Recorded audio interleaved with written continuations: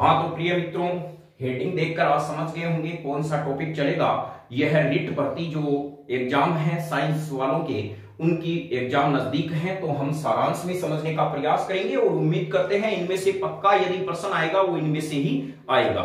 यह वैसे तो क्लास 8 का मैटर है और इनमें से यानी रिट भर्ती में इसको इसीलिए इन्वॉल्व किया गया है हम अपनी धारणाओं को जाने क्या है। तो सबसे पहले यदि हम सौरमंडल के बारे में जानते हैं प्रिय मित्रों, तो सौरमंडल के अंतर्गत एक वर्ड आता है खगोलीय पिंड। खगोलीय पिंड, खगोलीय पिंड क्या होते हैं, चलिए इनके बारे में समझते हैं। तो हम कह सकते हैं अंतरिक्ष में स्थित जितने भी प्रिय मित्रों क्या आते हैं, ग्रह आते हैं, उपग्रह आते हैं, ग्रह उपग्रह, तारे जितने भी आते हैं, या हम कहीं धूमकेतु जो आते हैं, या हम कहीं उल्का आते हैं, या उल्का पिंड आते हैं, उल्का पिंड आते हैं। यह प्रिय मित्रों धूमकेतु हैं। ये सभी मिलकर क्या बनाते हैं, यह तारामंडल। एक यहां पर हम बात करें तो क्षुद्र ग्रह भी आता है, क्षुद्र ग्रह। यह सभी मिलकर क्या बनाते हैं, खगोलीय पिंड बनाते हैं। तो ध्यान रखना खगोलीय पिंड में आपके ऑप्शन आएगा इनमें से और एक आएगा तारामंडल। तारामंडल क्या होता है, खगोलीय पिंड में नहीं आता है, ये तो तारों का समूह होता है, इसका नाम है तारामंडल। तो मैं उम्मीद करता हूं इनके बारे में आप जान गए होंगे, ये सभी खगोलीय पिंड कहलाते हैं। तो चलिए नेक्स्ट यदि हम बात करते हैं तारामंडल की। तारामंडल, तारामंडल प्रिय मित्रों क्या होता है, अंतरिक्ष में स्थित तारों का वो समूह होता है जो पहचानने योग्य आकृति बनाता है, उसे कहा जाता है तारामंडल। कभी आपने यहां पर ऐसे देखा होगा, यहां पर यह इस प्रकार से क्या होते हैं, यह आकृतियां जो बनती हैं वो इस प्रकार से आकृतियां बनती है।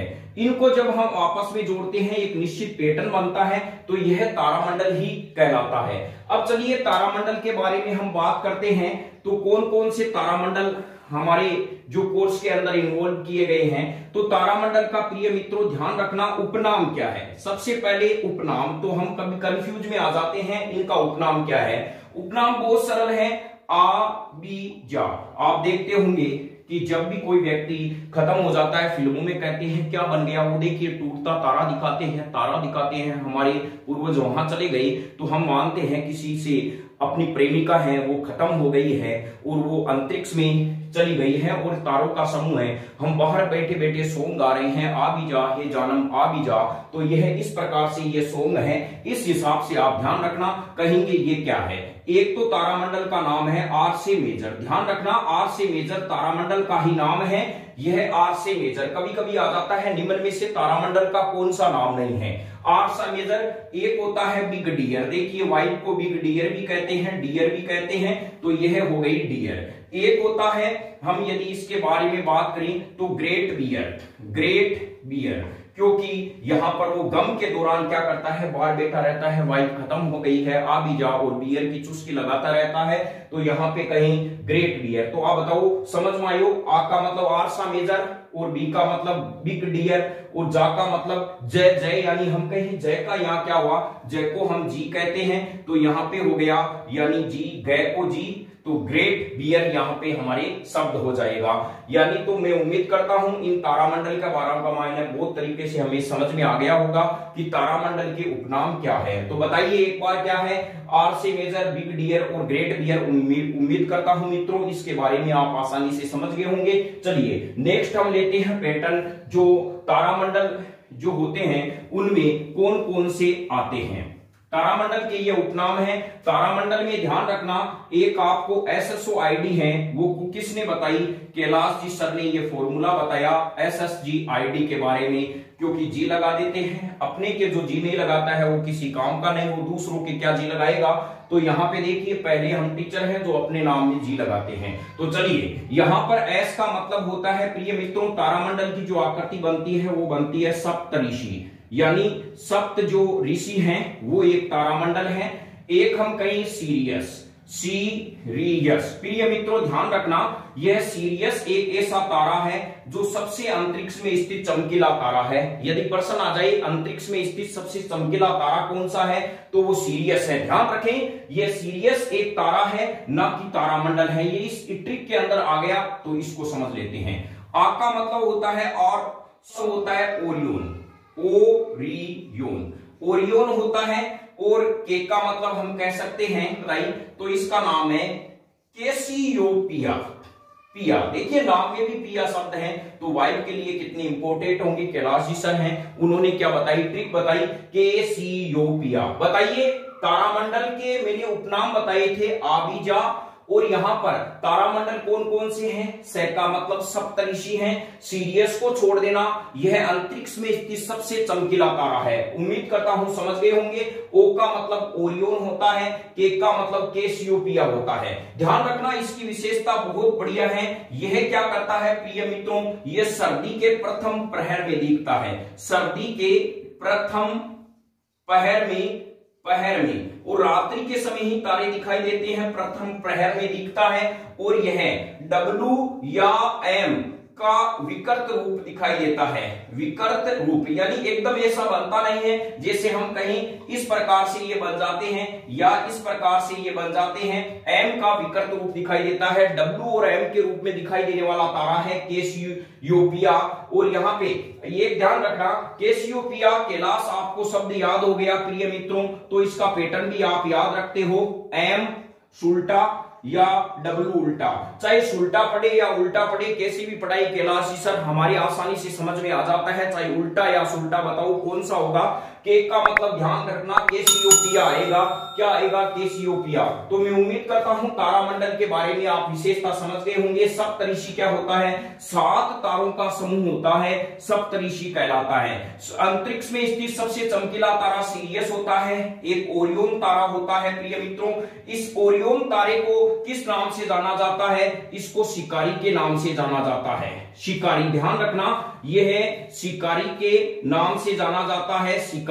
अब ये उल्टा है या उल्टा हमें तो ऑब्जेक्ट के अंदर ऑब्जेक्टिव में समझना है। शिकारी के रूप में ओरियोन तारे को जाना जाता है, शिकारी के बेल्ट की आकृति बनाते हैं। जैसे देखिए ऑब्जेक्टिव किस प्रकार के आते हैं, तारामंडल निम्न में से उपनाम, फिर तारामंडल कौन कौन से हैं, पहचानने योग्य आकृति ताराओं की तारामंडल कहलाती है। SSOID का जो ट्रिक है वो फॉर्मूला कैलाश जी सर ने बताया।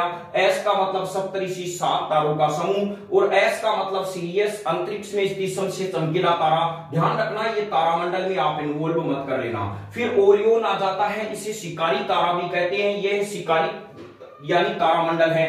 यह शिकारी तारामंडल के नाम से कौन जाना जाता है, ओरियोन जाना जाता है। फिर यहाँ पे क्या होता है, कैलाश जी सर है, कैसियोपिया है, ये W और M आकृति में बनाते हैं। बताओ यहाँ पर शिकारी तारा कौन जाना जाता है, तो देखिए किसी ने क्या करता है कि तीर चलाते हैं। हम देखते हैं कहीं महाभारत में, रामायण में अचानक तीर हिरण के लग जाता है, हिरण भगवान का रूप धारण कर लेता है, फिर वो तीर चलाने वाला कहता ओ मैंने किसको मार दिया।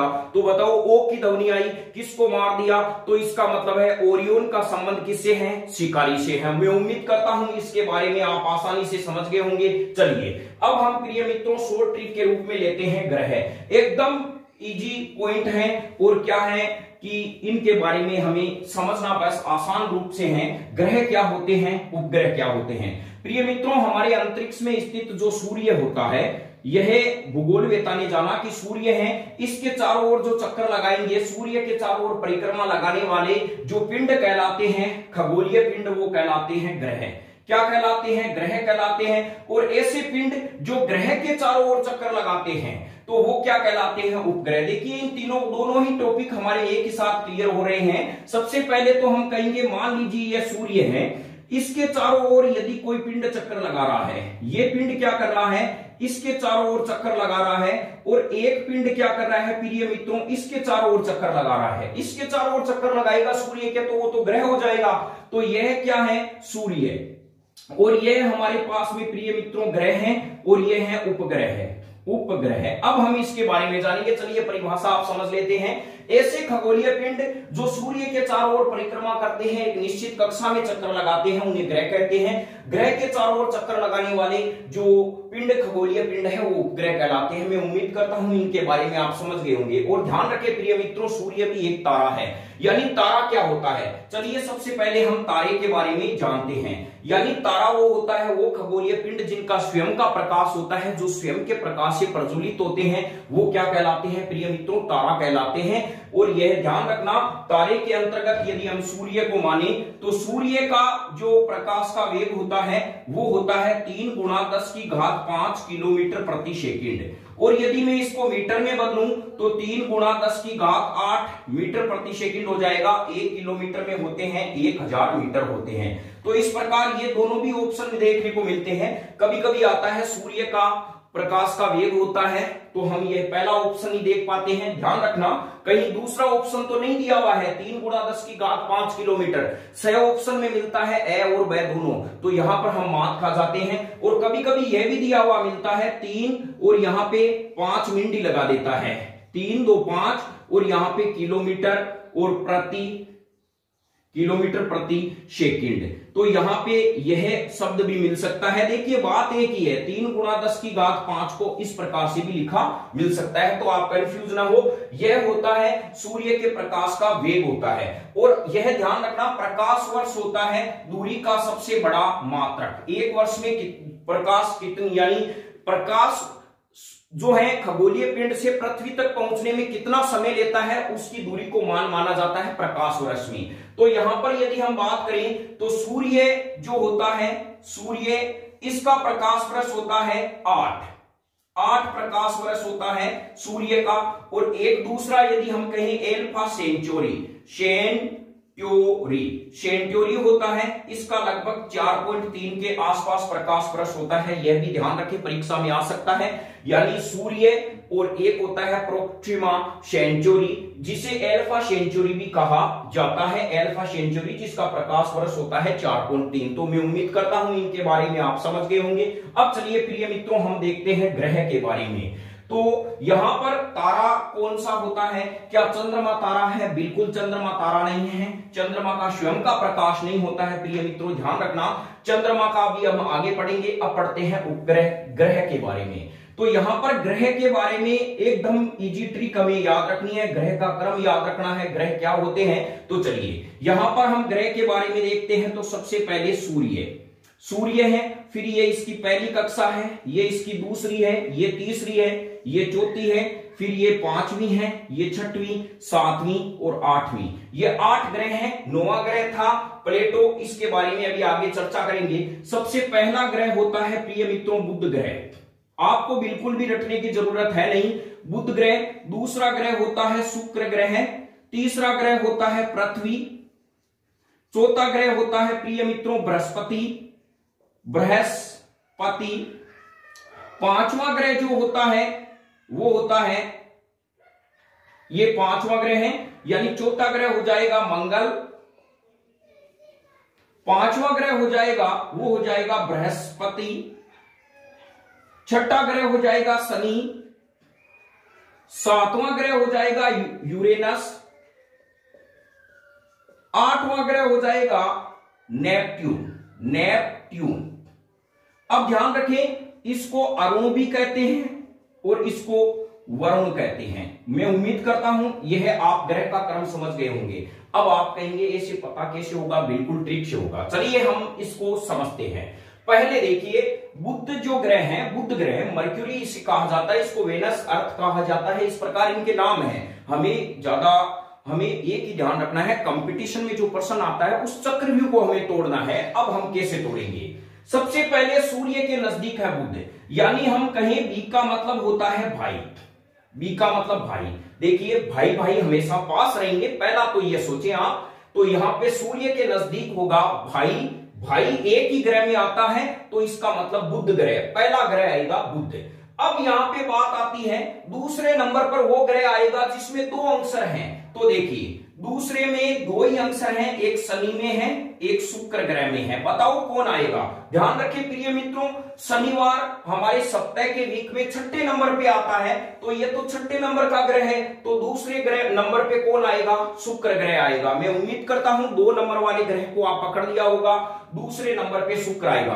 तीसरे में कौन आएगा? तीसरे में वो आएगा जिसमें 3 अंसर हैं, 3 अंसर हैं पृथ्वी में, तो तीसरे नंबर पे पृथ्वी। 4 नंबर पे कौन आएगा जिसमें 4 अंसर हैं, देखिए इसको मिला लीजिए, एक ये मिनट भी काउंट होगी, 2 3 4, मंगल ग्रह चौथे नंबर पे। बृहस्पति कितने नंबर पे आएगा बताओ, बृहस्पति में अंसर ही जब 5 है तो कौन से अंसर पे आएगा, 5वें नंबर पे बृहस्पति आएगा। छठे में कौन आएगा, वार में छठा कौन सा आता है, शनि आता है। फिर हम यहां पे ध्यान रख सकते हैं यूरेनस, अरुण और वरुण। देखिए ए पहले आता है, वह बाद में आता है, तो अरुण आएगा। अरुण को थोड़ा सा ध्यान रखना, यूरेनस कहा जाता है, नेपच्यून को कहा जाता है वरुण।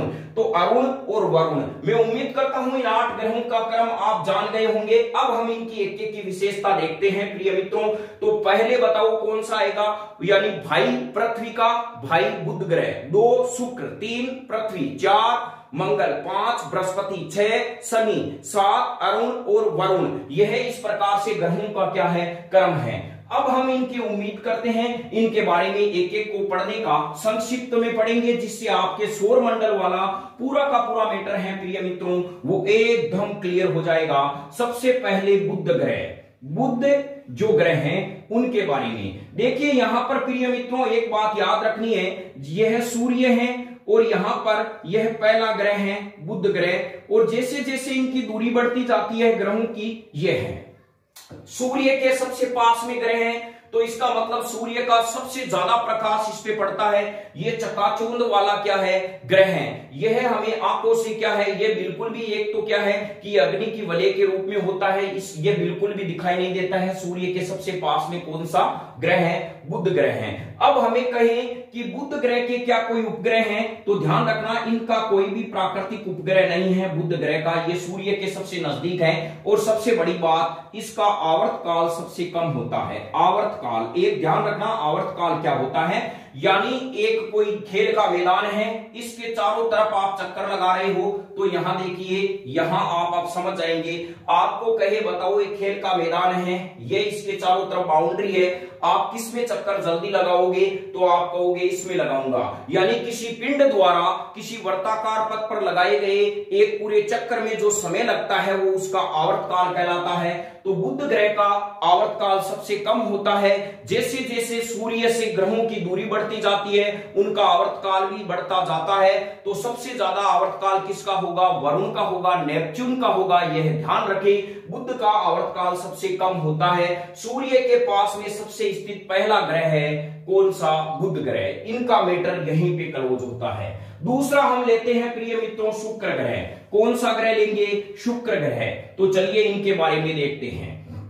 शुक्र ग्रह, तो यहां पे हम कह सकते हैं कै का मतलब होता है कुमानस। कुमानस, कुमानस क्या करता है आपको पता है, कै का मतलब कुमानस हमेशा उल्टा काम करता है। ये भी उल्टा काम करेगा जब पृथ्वी हमारी पप्पू है, यानी पृथ्वी पश्चिम से पूर्व दिशा में घूमती है, तो यह ग्रह भाई साहब क्या करेंगे, ये पूर्व से पश्चिम दिशा में घूमेंगे। ध्यान रखना यह पूर्व से पश्चिम दिशा में घूमते हैं। यह एक यानी 2 ऐसे ग्रह आएंगे जो पश्चिम से पूर्व से पश्चिम दिशा में घूमते हैं। पृथ्वी पश्चिम से पूर्व दिशा में घूमती है, जबकि शुक्र ग्रह ऐसा ग्रह है जो पूर्व से पश्चिम दिशा में घूमता है, घूर्णन करता है, कक्षीय गति करता है। यह आप समझ गए होंगे। चलिए अब हम नेक्स्ट लेते हैं। नेक्स्ट यहां पर हमारे पास में शुक्र ग्रह की यदि हम विशेषता देखें प्रिय मित्रों, यह ध्यान रखें अंतरिक्ष में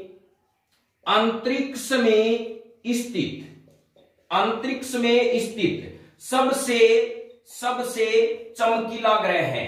चमकीला ग्रह है, अंतरिक्ष में स्थित सबसे चमकीला ग्रह कौन सा है, शुक्र ग्रह है। यदि हमें कहिए तारा कौन सा है, तब सीरियस आएगा, वो तारा है। जबकि यह अंतरिक्ष में स्थित सबसे चमकीला ग्रह है। इसे प्रभात का तारा भी कहते हैं, प्रभात का तारा, या इसे सांध्य जो है सांध्य तारा भी कहते हैं। क्यों कहते हैं प्रिय मित्रों, ध्यान रखें, यह जब सूर्य उदय होता है, देखिए ये कहां से कहां तक घूमता है, ये पूरब से पश्चिम जाएगा। जब सूर्य उदय होगा तो यह पूरब दिशा में क्या है, सूर्य उदय से पहले दिखाई देता है पूरब दिशा में, इसे प्रभात का तारा कहते हैं। और जब सूर्य अस्त हो जाता है उसके बाद में यह कुछ समय बाद में पश्चिम दिशा में दिखाई देता है, इसे सांध्य का तारा भी कहते हैं, यानी सांध्य का ग्रह कहा जाता है, सांध्य का तारा भी कहा जाता है, जिसे तारे के समान चमकता हुआ दिखाई देता है, चमकीला दिखाई देता है, लेकिन ये तारा नहीं है, ये इसके उपनाम है। तो ध्यान रखिए, प्रभात का तारा और सांध्य का तारा किसको कहा जाता है, शुक्र ग्रह को कहा जाता है। प्रभात का तारा मैं उम्मीद करता हूं समझ गए होंगे, प्रभात फेरी वाले आते हैं रामायण रामायण रामायण करते हुए राम राम राम, तो इसी प्रकार इसे प्रभात का तारा किसे कहते हैं, शुक्र ग्रह को कहा जाता है। यह इनकी महत्वपूर्ण विशेषता है, यह ग्रह ऐसा है जो क्या होता है प्रिय मित्रों, जो पूरब से पश्चिम दिशा में घूमता है। तीसरे नंबर पर जो ग्रह आता है वो पृथ्वी, तीसरा ग्रह है पृथ्वी। यह एकमात्र ऐसा ग्रह है जहां पर जीवन संभव है प्रिय मित्रों, और इतना सा ध्यान रखना, यह नीली व हरी दिखाई देती है, हरी दिखाई देती है, नीली व हरी दिखाई देती है, यानी ये ब्लू व ग्रीन दिखाई देती है। यह इस प्रकार से जब हम आसमान से ऊपर से ऊंचाइयों से देखते हैं तो हमारी पृथ्वी कैसी दिखाई देती है, नीली व हरी। आप समझ गए होंगे, जल होने से नीली और यहाँ पे हरियाली होने से यह हरी दिखाई देती है, वो है पृथ्वी। उम्मीद करता हूं ऐसे प्रश्न आजकल कंपटीशन में नहीं पूछे जाते हैं, प्रश्न पूछे जाते हैं कौन सा ग्रह है जो सूर्य यानी पृथ्वी की विपरीत दिशा में घूमता है, ऐसे प्रश्न अधिकांश आजकल कंपटीशन में समावेशित किए जाते हैं। तो चलिए नेक्स्ट हम बात करते हैं, पृथ्वी के बाद में कौन सा ग्रह आता है, मंगल ग्रह। बहुत इंपॉर्टेंट है मंगल ग्रह, जिसमें भारत की अलग से पहचान बनी थी। बताओ, देखिए इसमें एकमात्र ऐसा ग्रह है जिसमें लय आ गया लल्ला वाला, तो यह लाल है, लाल ग्रह है, बस यह ध्यान रखना, यह लाल मंगल ग्रह की विशेषता होती है, एकमात्र ऐसा ग्रह जो लाल है, इसमें एक ही मात्र ऐसा ग्रह जिसमें लय आएगा। प्रश्न में देखो आ रहा है, यानी ऐसा कौन सा ग्रह है जो रक्ताभ दिखाई देता है, यहां पर एक शब्द आता है रक्ताभ। रक्त कैसा होता है प्रिय मित्रों, लाल होता है, आरबीसी के कारण दिखाई देता है, और आरबीसी में पाई जाती है हीमोग्लोबिन, इसके कारण हमारा रक्त क्या है, लाल दिखाई देता है। तो यहां पर अगला कह रहा है लाल दिखाई दे रहा है, लय वाला ऐसा एक ही ग्रह है जिसमें लय आता है, तो वो मंगल ग्रह है। मैं उम्मीद करता हूं इसके बारे में आप समझ गए होंगे। तो चलिए यह मैं है, अब यहां पे यानी मंगलयान, यह इंपॉर्टेंट है जो कंटेंट क्लास 8 की बहुत शानदार किताब में एनसीईआरटी ने इन्वॉल्व किया है, और यह टॉपिक इन्वॉल्व होना भी चाहिए, भारत का मान और सम्मान बढ़ता है। मंगलयान, मंगलयान, मंगलयान भारत ने कब छोड़ा, भारत ने कब छोड़ा और कब छोड़ा गया था, वो 5 विषम संख्या आप ले लेना, इसके बाद में 7, 9, 11 और 13, यह ध्यान रखें। तो अब देखिए करना क्या है, इन 2 संख्याओं को आप हटा देना, फिर ये आपके मंगलयान को भारत द्वारा छोड़े गए ग्रहों की, जो मंगलयान छोड़ा गया था उसकी डेट आ गई है। आप कहेंगे कैसे, देखिए 5 11वां महीना होता है नवंबर, और 13 तो लगाई देना है, 2013 में मंगलयान छोड़ा गया था। विषम संख्याएं लिखना, 5, 7, 9 और 11 और 13। 7 और 9 को हम क्या करेंगे, हटा देंगे, तो यह है 7 का मतलब सोमड़ा, तो यहां सोमड़ा यहां काम नहीं आएगा, ग्रह की बात हो रही है, तो 7 और 9 को हम हटा देंगे 5 नवंबर 2013 को। अब हम कहेंगे यह मंगलयान अपनी कक्षा में कब पहुंचा था, तो प्रिय मित्रों ये 11 यहां लिख देना, तो यहां पे हम क्या लिखेंगे, 3, 11 यहां पे लिख देंगे, ऐड कर देंगे, 13 और 11 होता है 24, आप उतार दो 24। कोई भी काम हमारा होता है मानव जीवन में वो 9वें महीने में होता है, कब होता है, 9वें महीने में टारगेट जो पूरा होता है, तो हम यहां पे कह सकते हैं 9वें में कौन सा आता है, सितंबर, 24 सितंबर। और फिर हम कहेंगे अगले साल ये मिशन यानी मिशन सक्सेस हुआ था 2014। तो बताओ मंगलयान अपनी कक्षा में कब पहुंचा, 24 सितंबर 2014 में पहुंचा। भारत द्वारा कब छोड़ा गया था, 5 नवंबर 2013 को छोड़ा गया था। और भारत मंगलयान मंगल कक्षा पे पहुंचने वाला, मंगल ग्रह पर पहुंचने वाला विश्व में पहला देश बन गया भारत। इसके लिए लाइक और शेयर जरूर बनता है। तो चलिए यहां पर ये डेट आप समझ गए होंगे। और मंगलयान को भेजने का उद्देश्य यही था, क्या मंगल जो ग्रह है उस पर जीवन संभव है, क्या वहां पर पानी है या वायुमंडल है, इनकी जांच यानी जानकारी प्राप्त करने के लिए भारत ने मंगलयान भेजा था। अब नेक्स्ट जो ग्रह आता है प्रिय मित्रों, एक ध्यान रखना आप कि यहां पर यदि हम बात करते हैं, जो पहले दो ग्रह आए थे, एक आया था बुध ग्रह, एक ग्रह आया था शुक्र ग्रह। इनके कोई प्राकृतिक उपग्रह नहीं है, प्राकृतिक उपग्रह नहीं है बुध और शुक्र के। और यदि बात आती है पृथ्वी की, तो पृथ्वी का एकमात्र प्राकृतिक उपग्रह है, वो है प्रिय मित्रों चंद्रमा। अभी हम इसके बारे में पढ़ेंगे चंद्रमा। फिर इसके बारे में आता है बुध, के बारे में आता है मंगल। तो इनके भी क्या है, प्राकृतिक उपग्रह हैं, कईयों के 2 हैं, कईयों के 3। फिर नेक्स्ट नंबर पे आता है बृहस्पति। तो देखिए प्यारे मित्रों, यह सबसे बड़ा क्या है, ग्रह है। सबसे पहली बात तो यह है, सबसे बड़ा ग्रह है, सबसे बड़ा क्या है, ग्रह है। और यह क्या कर सकता है, 1300 पृथ्वियों को समा सकता है, पृथ्वी को समा सकता है, इतना बड़ा आकार है। लेकिन ध्यान रखने, पृथ्वी की तुलना में इनका घनत्व प्रिय मित्रों 318 है। यानी हम कह सकते हैं इनका पृथ्वी की तुलना में इसको गुना है, 318 गुना है। यदि पृथ्वी का वजन 1 किलोग्राम है तो बृहस्पति का वजन 318 किलोग्राम होगा। उम्मीद करता हूं इसके बारे में आप समझ गए होंगे। और सबसे ज्यादा उपग्रह इसी के हैं, सबसे ज्यादा प्राकृतिक उपग्रह इन्हीं के हैं, उपग्रह इनके हैं। तो ध्यान रखना, इनके हैं, सबसे ज्यादा प्राकृतिक उपग्रह बृहस्पति ग्रह के हैं। नेक्स्ट आता है प्रिय मित्रों शनि। जय जय शनिदेव। और जिन पर महिमा शनिदेव की होती है वो हर एग्जाम को क्लियर कर लेते हैं। तो उम्मीद करता हूं आप भी आसपास में जो शनिदेव के मंदिर हैं उनमें जाइए और शनिवार के दिन अपनी आस्था से उनके नतमस्तक करके जो भी मन में है वो मांगिए। और देखिए 2-3 सालों में आपके चमत्कार पूरे होंगे, क्योंकि शनि न्याय के देवता है। तो चलिए, इसका सबसे विश्व प्रसिद्ध मंदिर है वो नागौर जिले के तोशिना ग्राम में स्थित है। प्राचीन मंदिर है जहां पर कई ऐसे प्रतियोगी यहां पर आकर अपनी मन्नत पूरी की और वो सरकारी पदों पर कार्यरत हैं। तो जय शनिदेव। अब हम उम्मीद करते हैं शनि जो मंदिर है, देखिए यहां पर हम शनि ग्रह के बारे में देखें। प्रिय मित्रों, यह शनि ग्रह होते हैं पीला ग्रह है। यानी पीला ग्रह कौन सा है, शनि ग्रह है। फिर हम कह सकते हैं कि शनि ग्रह का घनत्व, इनका घनत्व पानी से कम होता है, अतः प्रिय मित्रों यह जल की सतह पर तैरता है, जल की सतह पर तैरता है। कभी कभी कंपटीशन में आपको दे दे या जल बनाकर और यहाँ पे एक आपको क्या कर दे प्रिय मित्रों, यहाँ पर ये ग्रह दे दे, बताओ ये कौन सा है। तो ध्यान रखना ये शनि ग्रह है, क्योंकि इसका घनत्व पानी से कम होता है, ये जल की सतह पर तैरता है। यह आर्किमेडीज ने सिद्धांत बताया था कि जिन पदार्थों का घनत्व पानी से कम होता है वो जल की सतह पर तैरने लग जाती है और ज्यादा होने से वो डूब जाती है। उत्प्लावकता और आर्किमेडीज का कॉम्बिनेशन था। तो यह फॉलो कर रहे हैं हमारे शनिदेव। तो मैं उम्मीद करता हूं इनके बारे में आप समझ गए होंगे। नेक्स्ट जो ग्रह आता है शनि के बाद में अरुण और वरुण। अब लास्ट में अरुण वरुण का कोई खास यहां पर रोल है नहीं। अरुण जो है वो 7वें नंबर पे है। फिर है यूरेनस।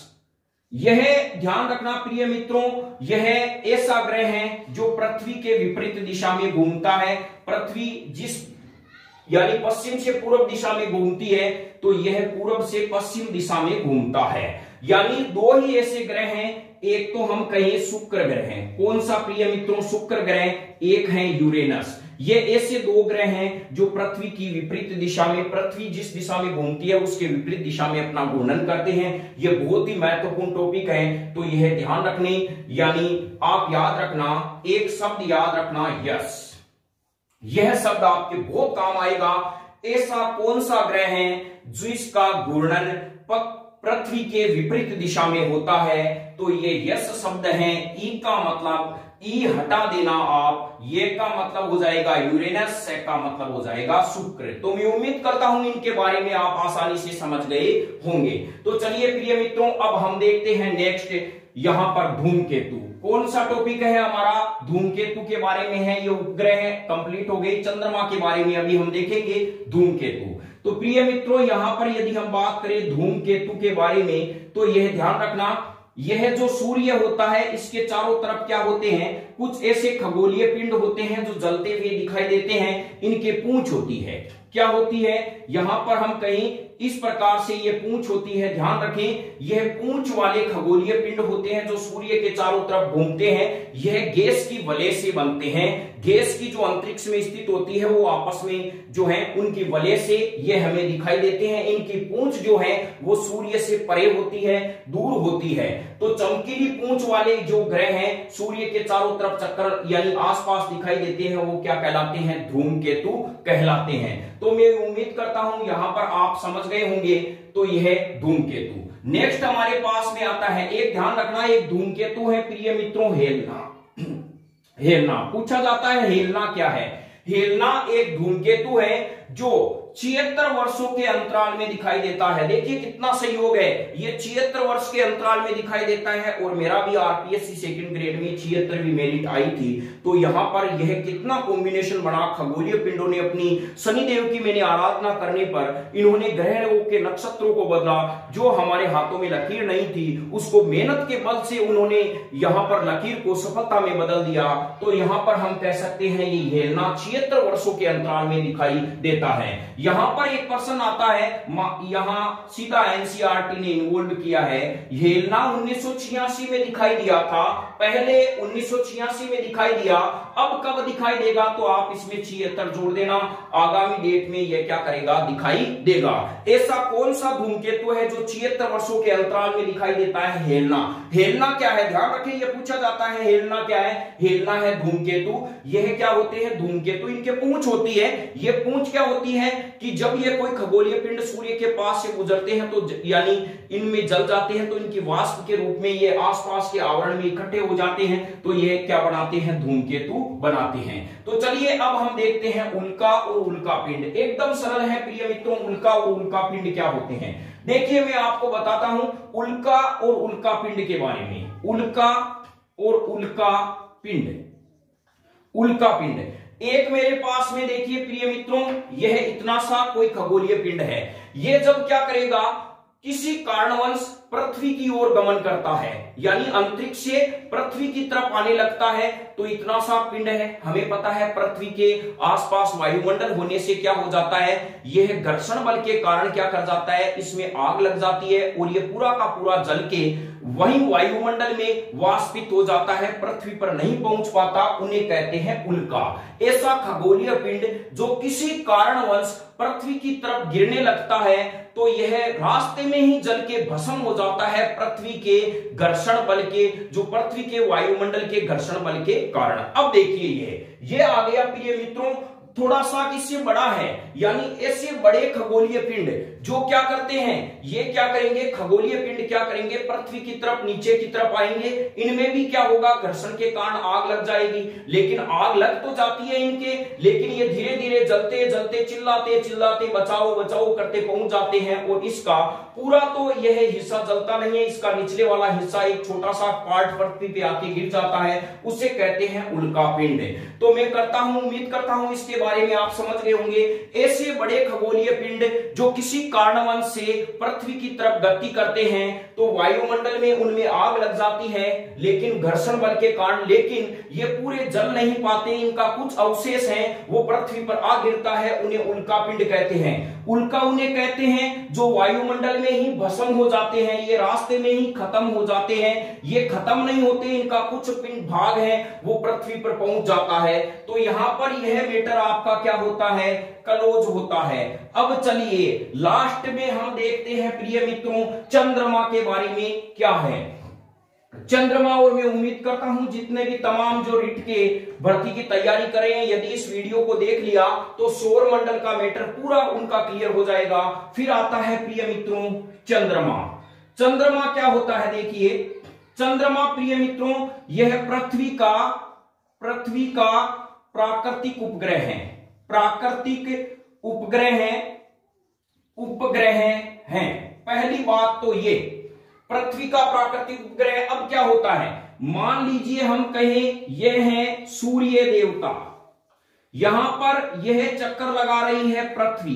कौन चक्कर लगा रही है, पृथ्वी चक्कर लगा रही है। और यहां पर इसके चारों तरफ चक्कर लगा रहा है, पृथ्वी के जो चारों तरफ चक्कर कौन लगा रहा है, ये चंद्रमा लगा रहा है, चंद्रमा। अब हम इसको समझते हैं क्या है ये इनका माजरा। देखिए ग्रह उन्हें कहते हैं सूर्य के चारों ओर परिक्रमा करने वाले खगोलीय पिंड ग्रह कहलाते हैं। ग्रह के चारों ओर चक्कर यानी परिक्रमा करने वाले पिंड उपग्रह कहलाते हैं। तो चंद्रमा एक प्राकृतिक उपग्रह है। ऐसे उपग्रह जो प्रकृति से हैं और कृत्रिम उपग्रह जो मानव द्वारा क्या है कि अंतरिक्ष में भेजे जाते हैं उन्हें कृत्रिम उपग्रह कहते हैं। जैसे इनसेट, एड्यूको, इनका काम यही होता है मौसम के बारे में जानकारी प्राप्त करना, शिक्षा के बारे में जानकारी प्राप्त करना, तमाम जो फैक्ट होते हैं वो इनके काम आते हैं। अब हम बात करते हैं चंद्रमा के बारे में। तो प्रिय मित्रों यहां पर क्या होता है कि पृथ्वी अपने अक्ष पर झुकी हुई है, ये तो हमें पता है जो ऋतुओं में परिवर्तन में सहायक है। अब देखिए क्या होता है कि चंद्रमा जब गति करता करता यहां पर और यहां पर पहुंच जाता है। कहां पे पहुंच जाता है, यहां और यहां पे पहुंच जाता है। तो पृथ्वी सूर्य का प्रकाश चंद्रमा पे पड़ेगा, चंद्रमा स्वयं का तो प्रकाश होता है नहीं, इसीलिए यह प्रदीप्त पिंड नहीं है। ध्यान रखें एक शब्द आता है यानी हम कहें कि यानी दीप्त पिंड। दीप्त पिंड जो चमकीले होते हैं, यहां पर इनके बारे में अभी हम समझते हैं। सूर्य का प्रकाश चंद्रमा पे पड़ेगा और चंद्रमा इस प्रकाश को परावर्तित करता है। यह परावर्तित प्रकाश पृथ्वी पर आता है और हमारी आंखों पर पड़ता है और हमें चीज चमकीली नजर आती है, अर्थात चंद्रमा हमें चमकीला नजर आता है। पहले तो आप समझ गए होंगे परावर्तित प्रकाश के कारण। और यह अब हम बात करते हैं क्या आगे मैटर है। यह चंद्रमा यहां आ जाता है तो इसका पूरा का पूरा प्रकाश यहां पे पड़ने से हमें चंद्रमा स्पष्ट दिखाई देता है। इसका मतलब क्या आ गई, पूर्णिमा आती है। क्या आती है प्रिय मित्रों, पूर्णिमा, इसको कहते हैं पूर्णिमा। फिर क्या होता है कि यह चंद्रमा धीरे धीरे यहां से गमन करता हुआ, देखिए आप खुद समझिए, यह पृथ्वी है और यह है सूर्य और यहां पर यह है चंद्रमा, यानी चंद्रमा जिसे मून कहते हैं। यह इसके चारों तरफ चक्कर करता करता प्रिय मित्रों कहां पहुंच गया, यहां। अब आप बताओ मुझे, पृथ्वी पर स्थित व्यक्ति को क्या सूर्य दिखाई देगा? यह चंद्रमा उस सूर्य को ढक लेता है। क्या कर लेता है, ढक लेता है, जिससे हमें सूर्य दिखाई नहीं दे पाता। इस घटना को कहते हैं सूर्य ग्रहण। सूर्य ग्रहण, सूर्य ग्रहण कब होता है? देखिए सूर्य ग्रहण, पहले तो ये बताओ सूर्य ग्रहण में होगा क्या? हमें सूर्य नहीं दिखाई देगा। ये सूर्य तभी नहीं दिखाई देगा जब पृथ्वी और सूर्य के बीच में चंद्रमा आ जाए, तो इसका मतलब सूर्य ग्रहण हो गया। अब चलिए, चंद्रमा यहां से मूवमेंट करता करता यहां पे पहुंच जाता है। तो यहां पे पहुंच जाता है तो यह सूर्य यहां पे है और फिर ये पृथ्वी है, इसको मैं पृथ्वी लिख रहा हूं, पी लिख रहा हूं, यानी अर्थ लिख रहा हूं। यहां पे क्या हो गया, चंद्रमा पहुंच गया। गति करता करता अभी ये इसके चारों तरफ परिक्रमा कर रहा है। अब आप मुझे बताओ, क्या सूर्य का प्रकाश चंद्रमा पे पड़ेगा? अब कैसे पड़ेगा, बीच में पृथ्वी आ गई, तो जब नहीं पड़ेगा तो चंद्रमा चमकेगा कैसे, प्रकाश को परावर्तित करेगा कैसे? तो यहां पर अमावस्या हो जाती है। क्या हो जाती है, अमावस्या हो जाती है।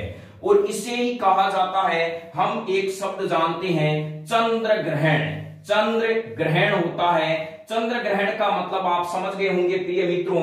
चंद्र ग्रहण तब होता है जब चंद्रमा और सूर्य के बीच में पृथ्वी आ जाती है। उस समय हमें चंद्रमा बिल्कुल दिखाई नहीं देता, अंधेरा होता है और यह कहलाता है चंद्र ग्रहण। अब क्या होता है, जैसे ही यहां पर अमावस के अगले दिन चंद्रमा अपना मुंह काटता है तो थोड़ा सा इस पे सूर्य का प्रकाश पड़ता है। अगले दिन एक छोटा सा बिंदु के रूप में दिखाई देता है, ये होता है बाल चंद्र।